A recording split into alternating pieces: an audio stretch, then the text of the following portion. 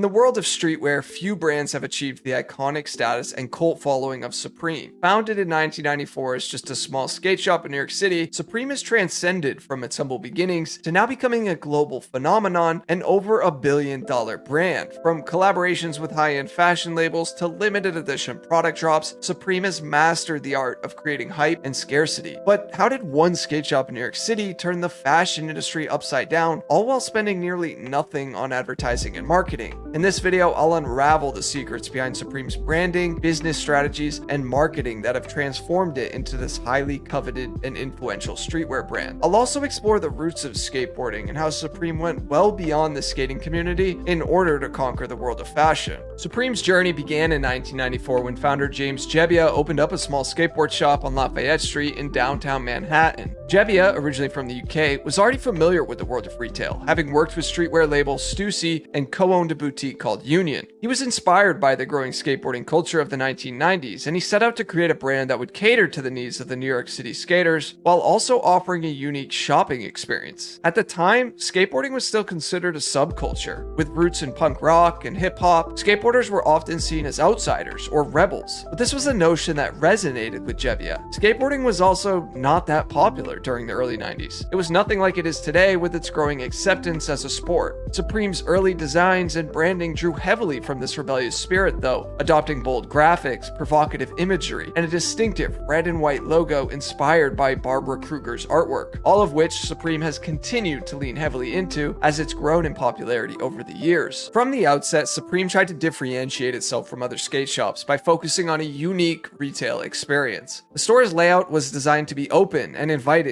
with a large central space for skateboarders to congregate, socialize, and even skate if they wanted to. This helped create a sense of community and turned the store into a hub for New York City skaters. Supreme also distinguished itself through its carefully curated product selection. Rather than just stocking the latest skateboarding gear, the store offered a mix of skateboarding essentials, exclusive streetwear, and an ever-changing roster of unique, hard-to-find items. This approach not only attracted skateboarders, but also piqued the interest of a wider audience, including artists, musicians, and tastemakers from various subcultures. And this right here is key for skateboarding brands to make it big, or in some cases stay in business at all. Generally, skateboarders have been fairly sensitive to what skate brands sell out to the normal audience. Skaters like to see skate companies repped by real skaters. When skate brands start being worn by people who don't skate, there's often a subsection of the skateboarding industry who would call them posers and be annoyed at it. But this is a double-edged sword, as it's generally really hard to make good money in skateboarding. Sure, there's a top percentage of pro skaters that even the most casual person will know of, but as far as skate brands go, well, it's heavily competitive because the market gets quickly saturated by so many different brands. This is why we've seen more traditional companies get involved in skateboarding. Companies like Nike SB, Adidas Skateboarding, and New Balance Numeric, along with energy drink companies such as Monster and Red Bull. See, these companies can use their massive budgets that they generate from all of the other types of business they do, and then try to carve out a niche in the skate world. And all of these companies have been pretty successful in doing this. Despite some skaters maybe feeling like these companies aren't real skate brands, these brands themselves sign some of the most popular skaters out there, while being able to pay them the most and honestly continue to support the skate community from ways in which traditional skate companies could never. Supreme is similar to these companies in my eyes and has done a pretty good job to still garner its respect within the skateboarding community. With signing and marketing pro skaters like Tyshawn Jones, Kader Sela, and many more, these skaters, along with famous videographer William Strobeck, continuously put out Supreme skate videos, and they are often huge hits. This could honestly be viewed as Supreme's biggest form of marketing and advertising, as nearly every clip in a Supreme skate video showcases the skaters wearing Supreme's clothing, having Supreme stickers on their boards, and much more. Now, as a skater myself, this is what I think is so interesting about Supreme. Despite getting massive over the last 20 years, they still haven't lost their touch when it comes to the roots that their company was founded on. As Supreme's reputation grew, the brand began to attract attention well beyond the skateboarding community. Its bold designs, uncompromising attitude, and limited edition product releases resonated with a much broader audience. Turning Supreme into a symbol of cool and exclusivity, the brand's success can be attributed to several key factors. First is its limited edition product releases. This creates an art of scarcity, and Supreme has mastered this through limited edition product drops. By producing only a small number of each item, the brand generates hype and a sense of urgency amongst its fans. These fans are willing to queue for hours and even pay exorbitant prices prices on the resale market to get their hands on the latest release. This strategy not only helps maintain the brand's exclusivity, but also fuels its mystique and desirability. There's often an allure to many of Supreme's drops, and this helps it drive sales. Second is its high-profile collaboration. Over the years, Supreme has collaborated with a wide range of high-profile brands, artists, and designers. From luxury fashion houses like Louis Vuitton to iconic streetwear brands like Air Jordan, Nike, and Vans, these collaborations have not only expanded Supreme's reach and influence, but also added a touch of luxury and prestige to the brand. Third is its celebrity endorsements and collabs. Supreme's rise to prominence has been bolstered by a number of high-profile celebrity endorsements. Musicians, actors, and athletes have all been spotted wearing Supreme's gear, further cementing its status as a must-have brand. Some notable celebrity endorsements include Rihanna, Justin Bieber, and Travis Scott. These endorsements have played a huge role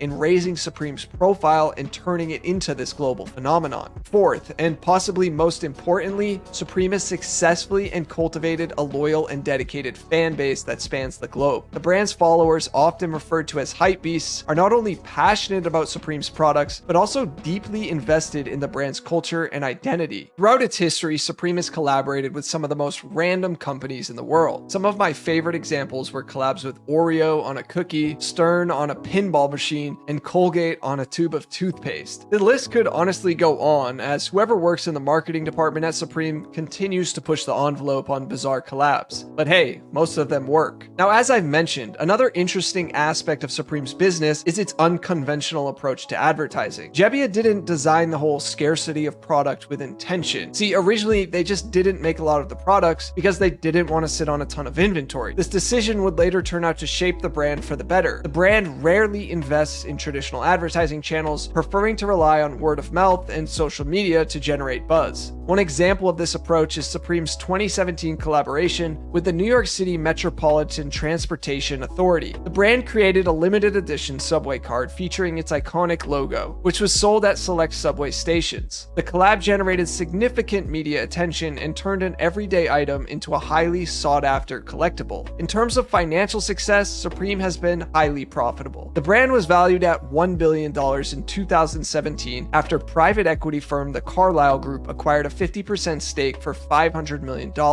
While Supreme does not publicly disclose its annual revenues, it is estimated that the brand generates hundreds of millions of dollars in sales each year. Supreme's journey from a small skateboard shop in New York City to a global streetwear icon is a testament to the power of branding, marketing, and a deep understanding of its target audience. By staying true to its roots in skateboarding culture, while embracing collaboration, exclusivity, and a unique retail experience, Supreme's story serves as a powerful reminder that even the most niche subcultures can give birth to iconic brands that reshape entire industries. If you enjoyed this video and you want to learn all about the dark sides of sports betting apps, well, I covered everything you need to know in this video here. Thanks for watching. Peace.